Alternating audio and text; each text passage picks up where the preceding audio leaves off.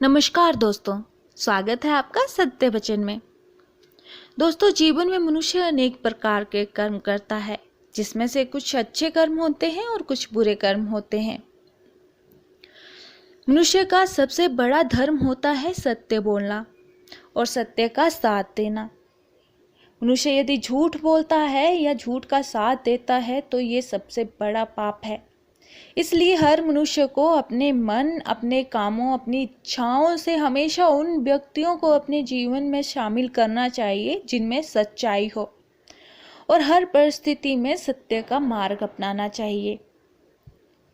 दोस्तों, मनुष्य को उसके हर काम का साक्षी खुद ही बनना चाहिए, चाहे फिर वो अच्छा काम हो या बुरा काम हो। मनुष्य को कभी ये नहीं सोचना चाहिए कि उसके कर्मों को कोई देख नहीं रहा है।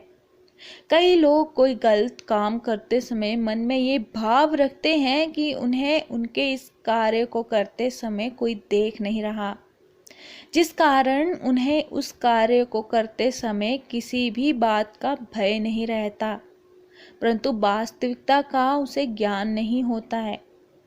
अतः मनुष्य को अपने हर कर्म का साक्षी खुद ही होना चाहिए। यदि मनुष्य कोई भी पाप कर्म करने से पूर्व ये भाव अपने मन में रखेगा तो वह अपने आप को किसी भी पाप कर्म करने से रोक लेगा। दोस्तों, मनुष्य को हमेशा अपनी वाणी, मन और कर्मों पर नियंत्रण रखना चाहिए, क्योंकि मनुष्य जैसा कर्म करेगा वैसा ही उसे फल भोगना पड़ता है। मनुष्य को कभी भी अपने मुंह से किसी के लिए भी अपशब्द नहीं निकालने चाहिए और उसे अपने मन को अपने नियंत्रण में रखना चाहिए, क्योंकि यदि मनुष्य इस पर अपना काबू नहीं पाता तो यही अंत में मनुष्य के सर्वनाश का कारण बनते हैं। दोस्तों, संसार में मनुष्य को कोई न कोई वस्तु अत्यधिक प्रिय होती है या फिर मनुष्य का उस ओर अत्यधिक लगाव हो जाता है, जिस कारण लगाव और मोह का एक जाल सा बन जाता है, जिससे बाहर निकल पाना मनुष्य के लिए असंभव सा हो जाता है। इससे मुक्ति पाए बिना मनुष्य कभी भी सफलता नहीं पा सकता। अतः भगवान शिव ने इससे बचने का एक उपाय बताया है।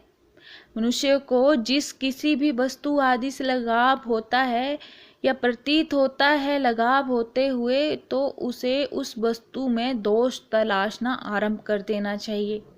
सोचना चाहिए कि ये कुछ पल का लगाव है और हमारी सफलता में बाधा पैदा कर रहा है, जो हमारी पूरी जिंदगी को व्यर्थ कर देगा। इस प्रकार सोचने से मनुष्य धीरे धीरे अपने आप को उस वस्तु के मोह से दूर होता हुआ पाएगा और अपने कामों में सफल हो पाएगा। यदि मनुष्य अपनी तृष्णा या इच्छाओं पर काबू पा ले तो उसे किसी भी प्रकार का दुख का सामना नहीं करना पड़ेगा, क्योंकि मनुष्य की अनावश्यक इच्छा ही समस्त दुखों की जननी है। इसलिए अपनी इच्छाओं पे हमेशा काबू रखना चाहिए। दोस्तों, ये सभी बातें अगर आज के समय में हम अपने जीवन में अमल करें तो हमारा जीवन भी सफल हो जाएगा और जीवन में सफलताएं भी मिलेंगी। आशा करती हूँ आपको ये वीडियो अच्छी लगी होगी। अच्छी लगी है तो प्लीज़ ज़्यादा से ज़्यादा शेयर कीजिए और लाइक कीजिए, और अगर चैनल पे नए हैं तो प्लीज़ सब्सक्राइब कीजिए। मिलते हैं किसी और नए सत्य वचन के साथ, तब तक के लिए धन्यवाद।